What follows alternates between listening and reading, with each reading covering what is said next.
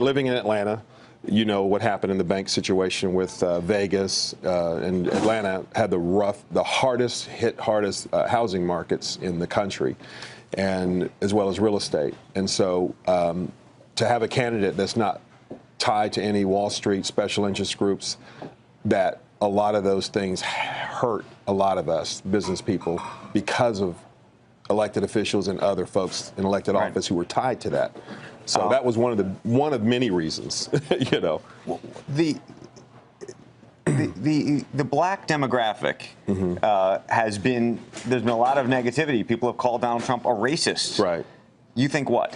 Well, I think, you know, I've been on hundreds of shows and I've always asked this question. Name one racial derogatory comment you've ever heard come out of Donald Trump's mouth about African Americans. Name one. And cricket. Exactly. There isn't any. I mean, the answer to that is there isn't any. Period. So where can it come from? We're on the black talk. Right.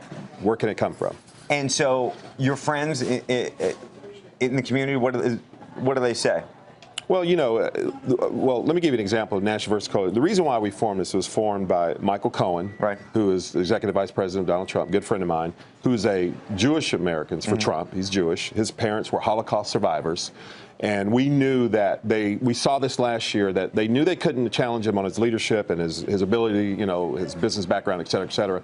So we knew they were going to try to come out and try to put him in this box as being this racist. And we knew, so it was like, you know what? We run across all these different people, Jewish Americans for Trump, African American pastors for Trump, Filipino Americans, Haitian Americans, a big voting bloc in Florida.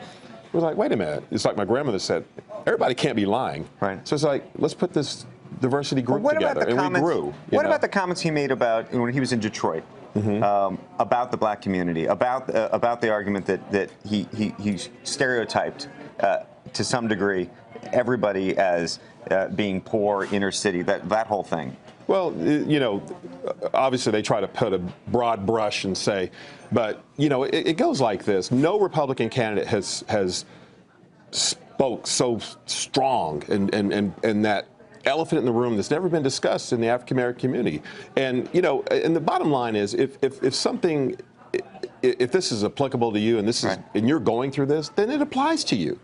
And if it doesn't, it doesn't. But at the end of the day, these municipalities, cities, and counties that's been under the Democrat rule of the iron claw, they're being challenged.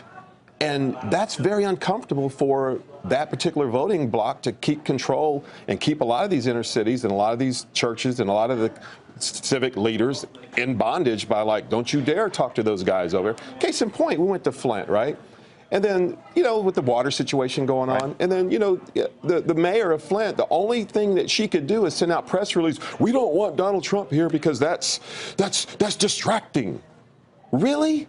Your water's poison, and you have the next president of the United States coming to your city when you have Flint neighboring that's in dire need, and you don't want him there?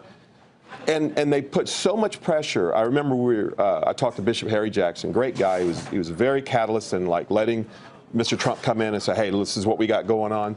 Most of the black leaders, watch this, are fearful every time a Republican candidate or especially Mr. Trump wants to come in that city.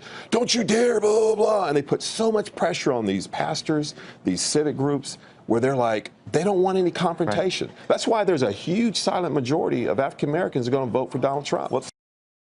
Hey, CNBC fans, thanks for checking out our YouTube channel. Here you're going to find videos packed with all of the information that you need to be smarter about your finances. You can subscribe by clicking right here and click on all the videos around me or the I right here to watch the latest from CNBC. Thanks for watching.